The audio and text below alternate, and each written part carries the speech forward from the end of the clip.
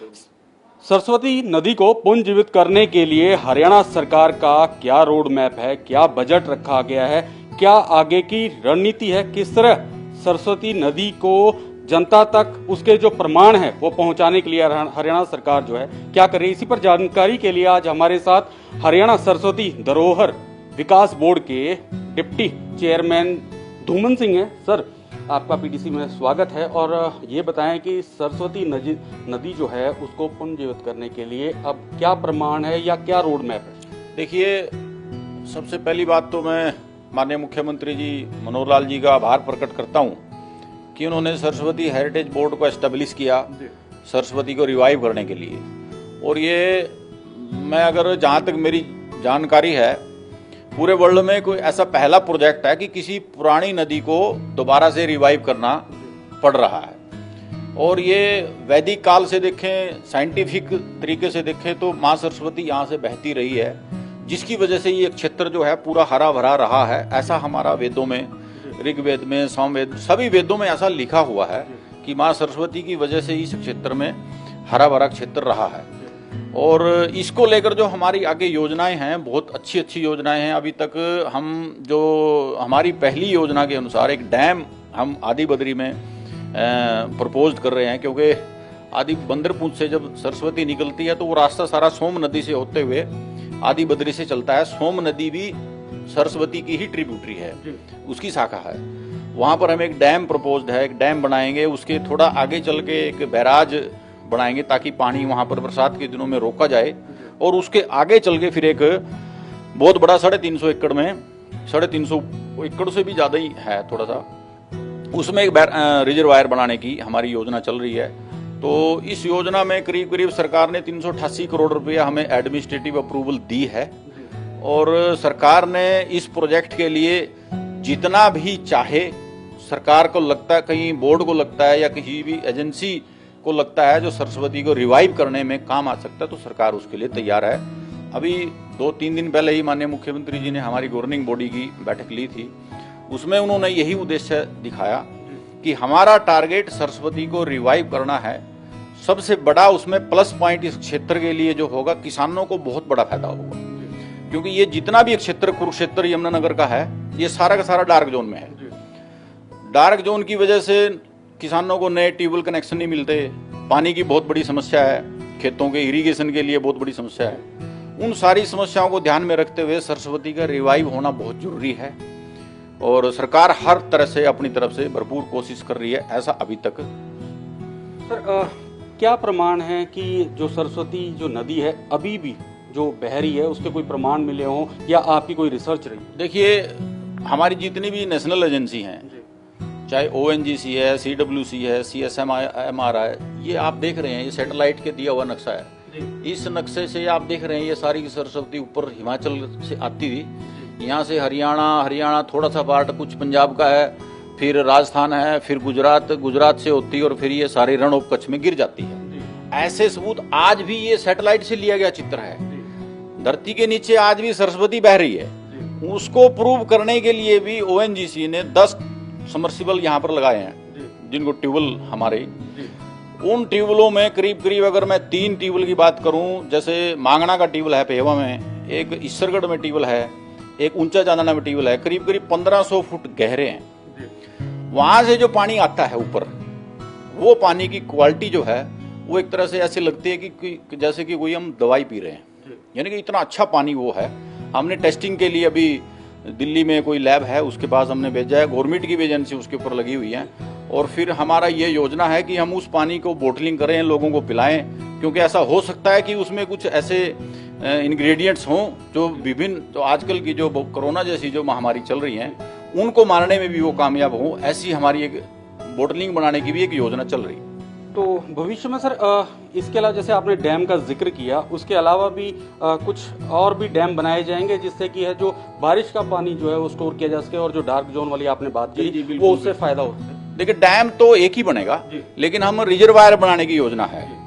हमारा जो रिजर्वायर 350 एकड़ में जो बनेगा रामपुर हेरिया, रामपुर काम्बियोन में, उससे आगे हमने करीब 20 जगह और रिजर्वायर बनाने की हमारी योजना है, जिसमें 20 एकड़ 30 एकड़ जैसे मछरौली में बहुत बड़ा बन सकता है, जंगल भी है। संगोर गांव है बबैंड के पास, 30-35 एकड़ में जंगल है और उसके पास ही हमें जमीन मिली भी गई है, पंचायत ने रेजुलेशन दिया है। उसके नीचे मुकुरपुर की पंचायत ने हमें रेजुलेशन दिया है, उससे आगे बोहड़ी की पंचायत ने हमें रेजुलेशन दिया है। मुकुरपुर में 30-40 एकड़ में जंगल है और जंगल के साथ लगती पंचायत की जमीन है, बल्कि वहां तो किसानों ने उससे आगे बढ़ के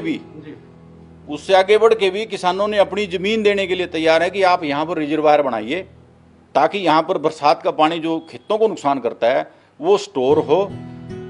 नंबर 1 तो उससे रिचार्जिंग होगी, नंबर 2 रेनी सीजन के बाद उस पानी को हम सरस्वती में इस्तेमाल करेंगे ताकि किसानों का फायदा हो।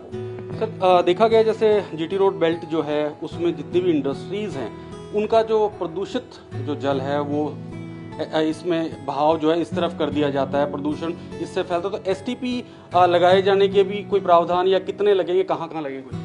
देखिए, जहाँ तक इंडस्ट्रीज की बात है हमने बहुत सारा कंट्रोल कर भी लिया है, फिर भी जहाँ जहाँ कुछ शहरों का पानी इसमें अब भी आ रहा है, जैसे कुरुक्षेत्र के हमें ज़्यादा कुरुक्षेत्र की समस्या है। बिलासपुर थी, बिलासपुर सॉल्व हो गया, एसटीपी लग गया है।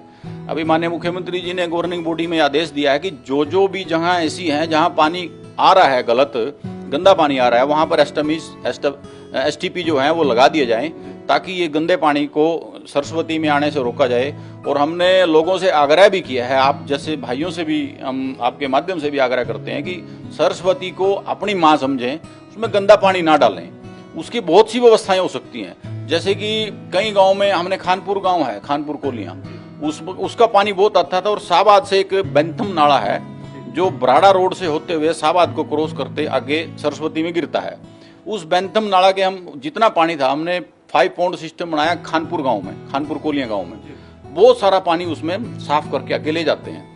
5 पॉन्ड सिस्टम बहुत कामयाब सिस्टम है, 8-10 गाँव में हम लगा चुके हैं। जितने भी गांव बचे हैं उनमें प्रपोज्ड है और एसटीपी लगभग 7-8 लगता है कि हमें एसटीपी और लगाने पड़ेंगे।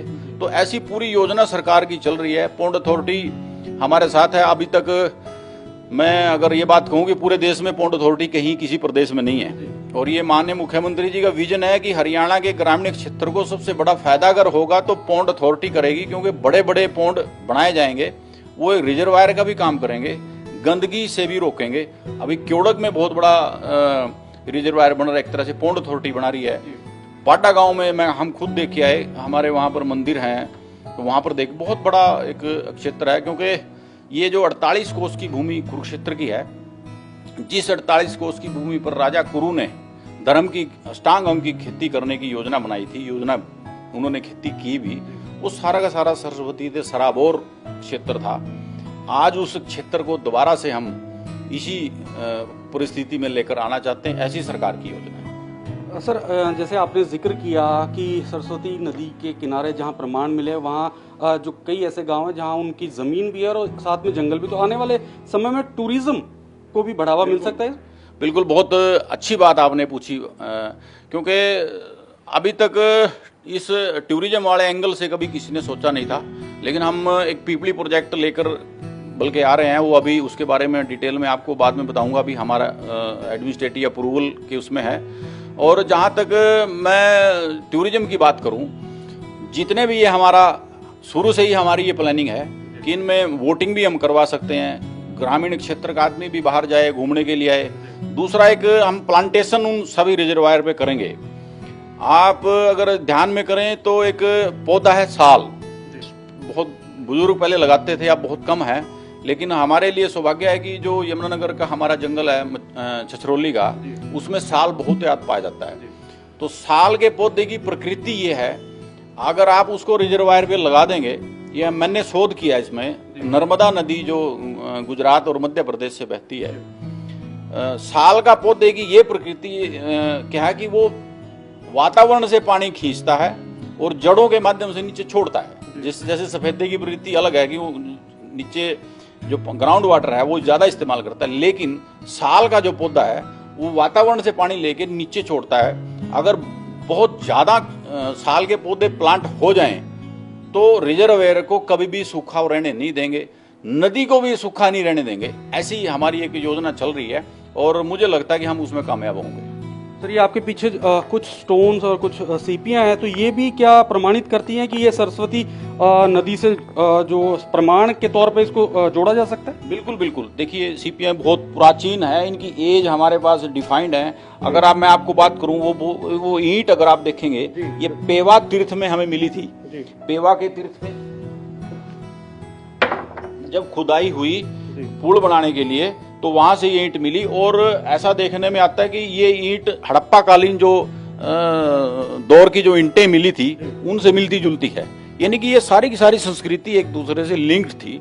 तो ऐसा वैज्ञानिकों ने माना है और सारा हमारे पास सबूत है। तो सर ये जो आपका ड्रीम प्रोजेक्ट भी इसको कहा जा सकता है, ये जो प्रोजेक्ट सरकार का और आपका जो प्रोजेक्ट है, और वहीं ये जो साक्ष्य हैं कहीं ना कहीं उनको जवाब देते हैं जो ये कहते थे कि सरस्वती नदी पूर्ण रूप से विलुप्त हो चुकी है, और जो अब जो सरकार का जो विजन है वो एक तरह से वेस्टेज ऑफ मनी है, इस तरह के भी जो है आरोप लगते रहे। देखिए ये हर तरह के अपने अपने विचार होते हैं। इसको आप वेस्टेज मनी नहीं कह सकते, क्योंकि ये हमारी आस्था का प्रश्न है।